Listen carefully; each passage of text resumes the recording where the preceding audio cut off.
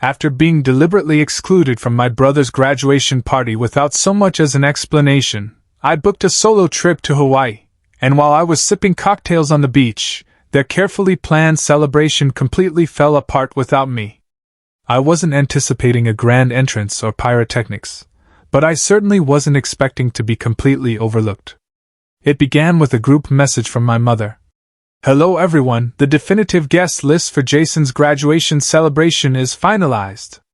Can't wait to commemorate with you all."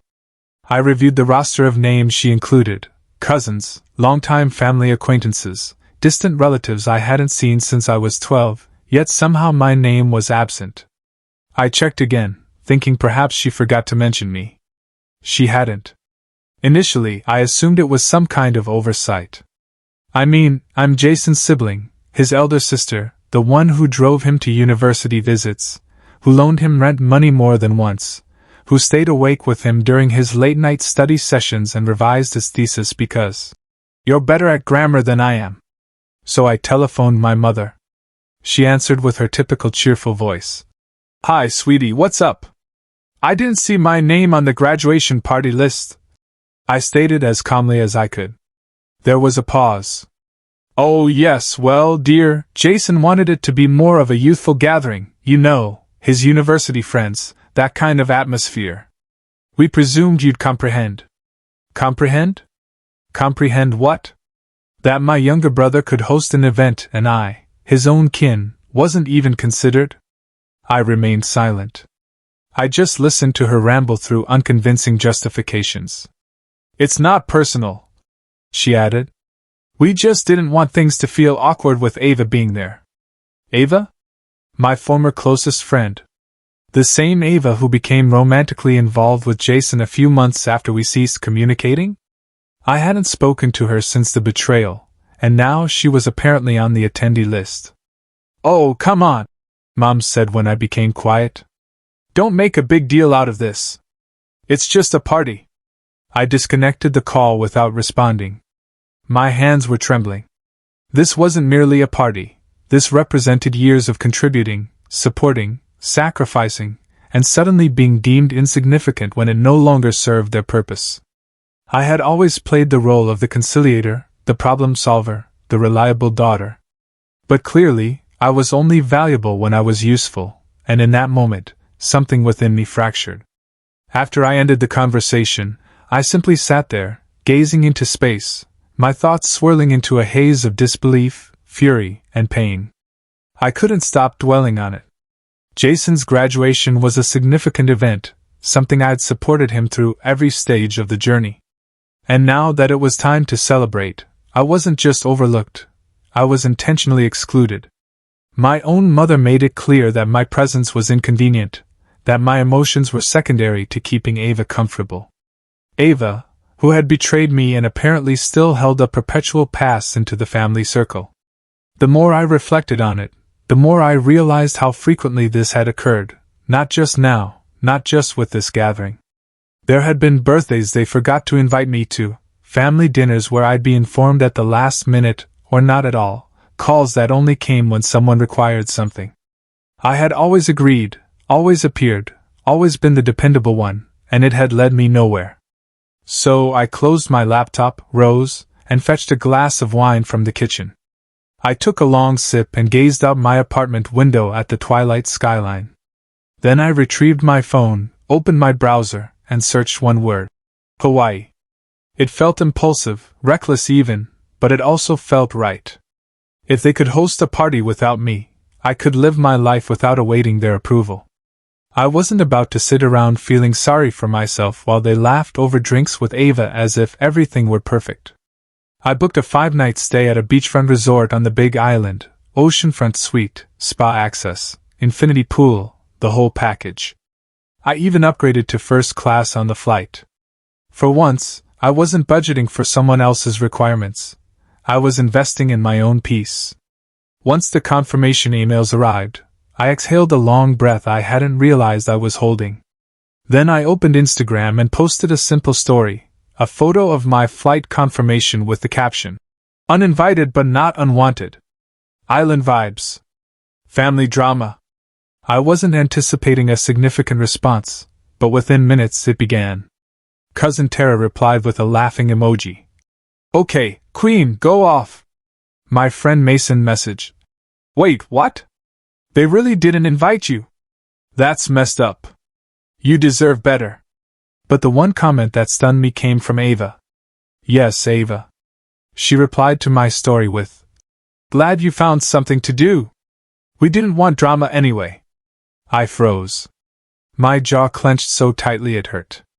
She wasn't just tolerating my absence, she was relishing it, celebrating it, and my own family was permitting her. I didn't reply. I didn't block her either. I simply deactivated my notifications, poured another glass of wine, and smiled, because in that moment, I knew I was making the correct choice. The next morning, I packed my bags with a kind of quiet defiance I hadn't experienced in years. Every swimsuit, every sundress I folded into my luggage felt like an act of rebellion, a declaration of self-worth. The airport buzzed with sound, but I glided through it, earbuds in, playlist on, sunglasses concealing my weary eyes. I boarded my flight early and settled into my seat, leather, wide, plush, grateful for the small luxury. As the aircraft departed, I gazed out the window and watched the city recede beneath the clouds. I wasn't fleeing, I was choosing myself. Somewhere over the Pacific, I ordered champagne and took a quick photo of my extended legs, drink in hand, captioned, Cheers to being cut off and flying first class. Palm tree. Airplane. I hit post and leaned back, feeling something I hadn't felt in a very long time, peace.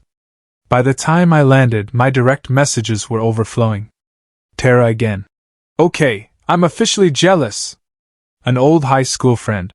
You look so unbothered. Teach me your ways. Even Mason chimed back in. You seriously win. Let them have their party, you're having a life. I checked the message request just out of curiosity, and sure enough, there she was again, my mom. Where are you? Are you really skipping your brother's graduation over this? No, because of this. I thought. I didn't respond. Outside the airport, a private car awaited me, complete with chilled bottled water and fresh orchids on the seat. The air smelled like sea breeze and plumeria. It was as if the world itself was confirming my decision. When I arrived at the resort, the concierge greeted me with a warm towel and a welcome cocktail. I was escorted to my suite, where floor-to-ceiling windows overlooked endless turquoise waves.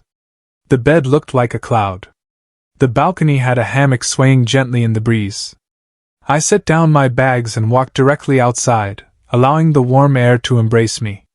I absorbed it all, the vista, the quiet, the liberation. And posted one more picture, this time of the ocean, with the caption, Cut from the guest list but not from happiness. Let them see it. Let them feel what I had felt, overlooked, ignored, cast aside. The only difference was, I had no regrets. The next morning, I awoke to soft rays of sunlight filtering through sheer white curtains and the distant sound of waves breaking against the shore. For a moment, I forgot everything, forgot the pain, the family tension, the betrayal. I was enveloped in a cocoon of tranquility, the kind that made you believe the world was still gentle. Then my phone vibrated, once, twice, then 10 times in a row. First, I disregarded it. I assumed it was more reactions to my last post, perhaps Mason cracking jokes or Tara sending another, living your best life meme.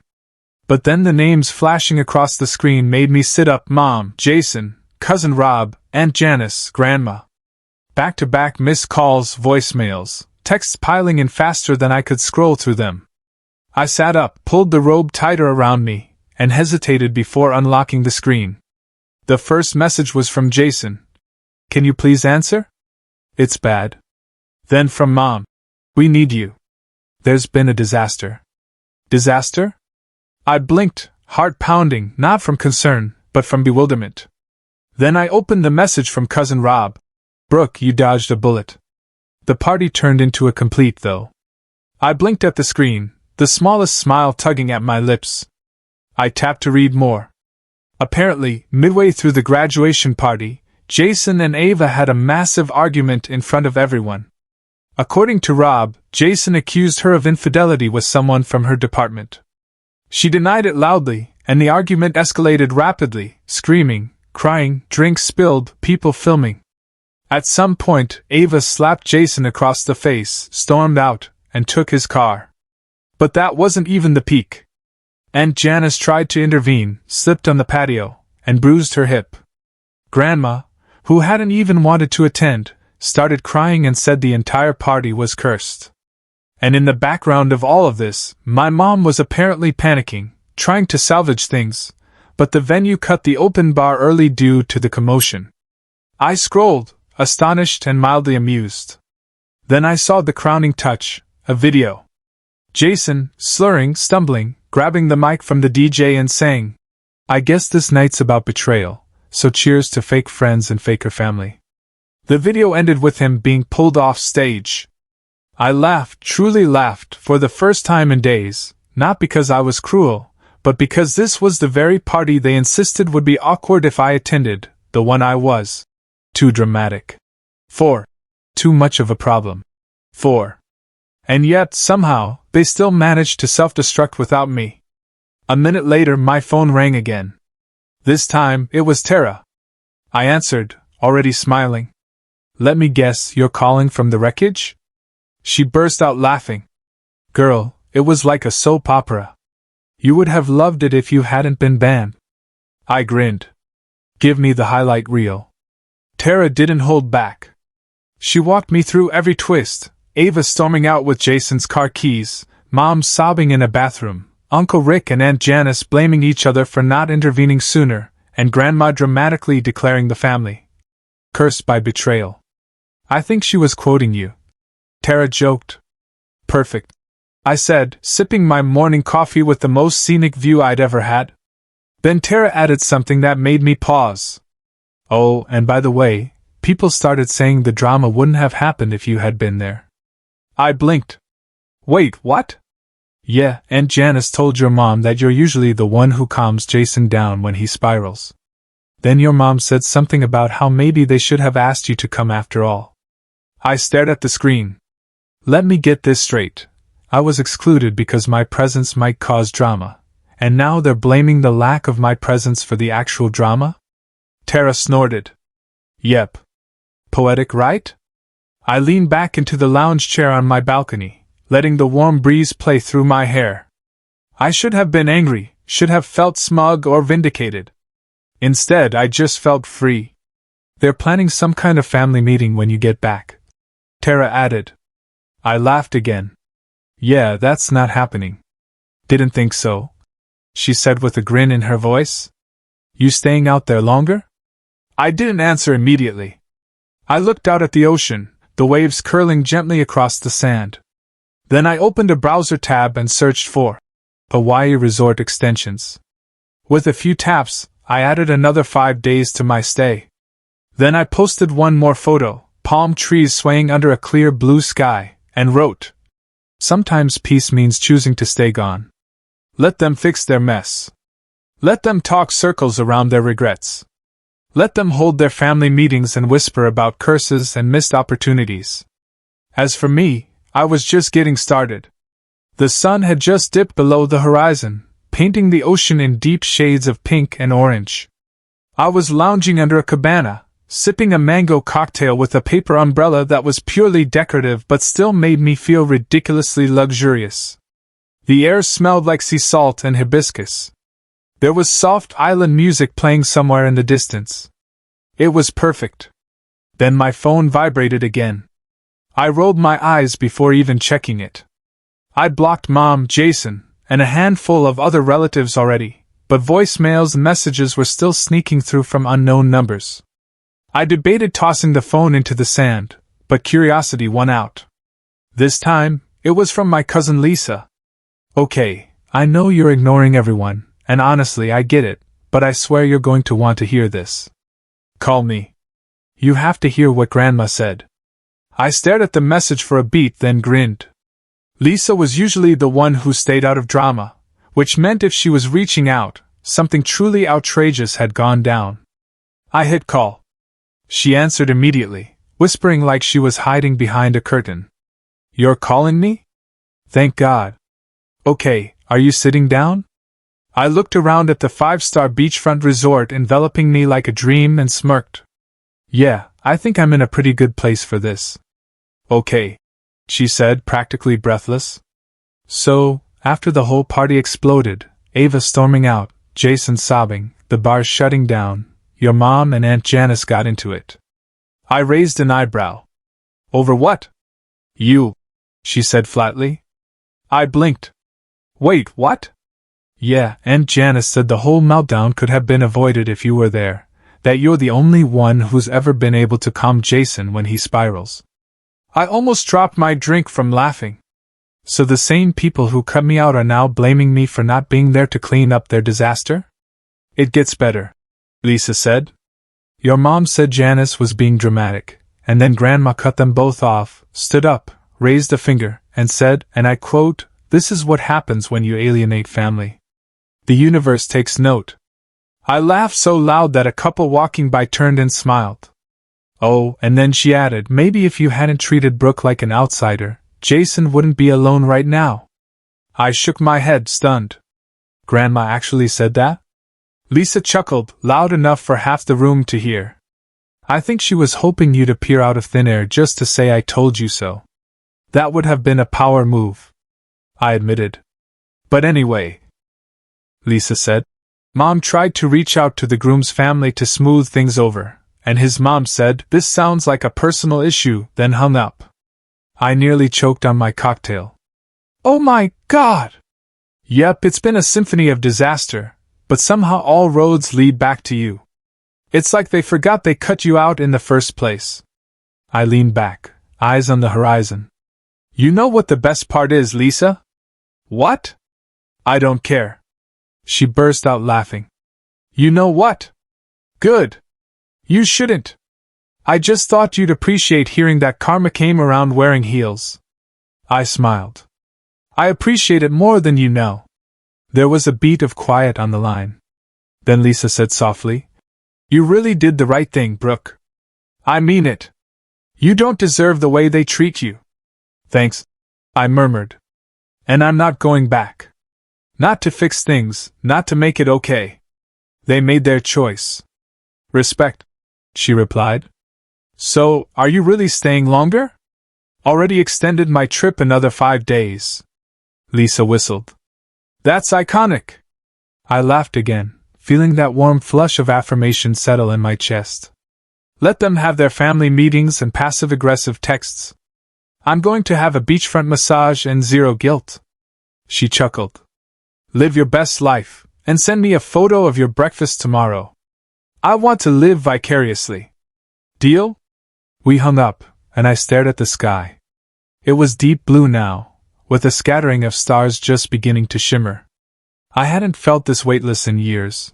No guilt, no obligation, no emotional blackmail wrapped in guilt-laced family talk.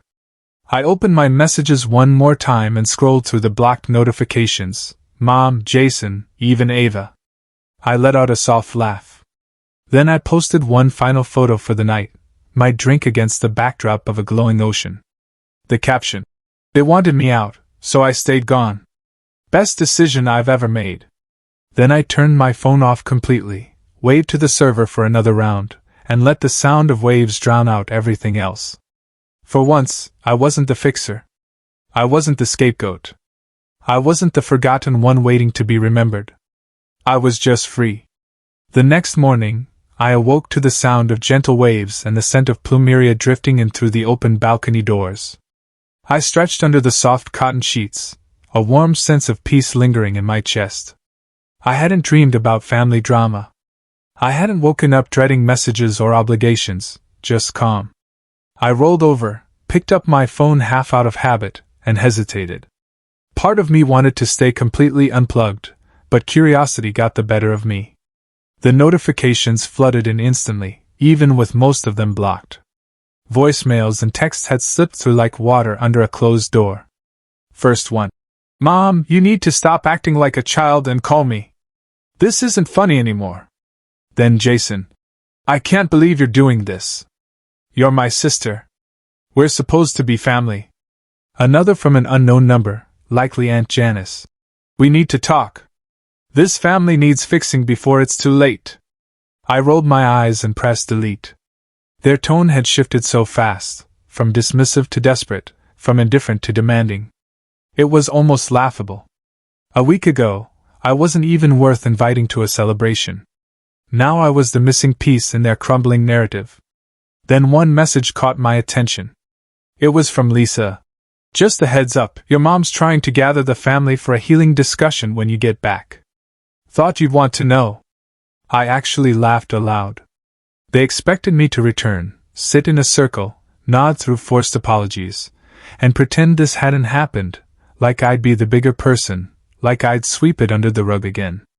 I typed back, "Thanks for the warning, but I won't be there." Lisa replied almost instantly, "Wait, what do you mean?" I smiled as I crafted my response. "I'm extending my trip. They wanted to cut me out. Okay, I'm cutting myself off for good." I could almost see her reaction, that wide-eyed mix of shock and admiration. A few seconds later, her response came. "Okay, that's iconic. Tell me everything when you get back, whenever that is," followed by tears of joy with a grin. I opened my laptop and clicked through the resort's booking portal. A few taps later, I'd added another full week to my stay. No family meetings, no drama, no forced reconciliation, just peace. Before heading to the beach, I sent one final message to the group thread I had muted for days. "Oh, so now you want me around? Sorry, I'm too busy enjoying my overreaction. Have fun cleaning up your own messes." Then I blocked them all again. I tossed my phone onto the bed, slipped into a sundress, and walked barefoot across the warm wooden deck toward the beach. The breeze kissed my skin. The sun lit the water in gold, and for the first time in what felt like forever, there was no guilt, no anger, no weight on my chest, just me, whole, unbothered, and finally free.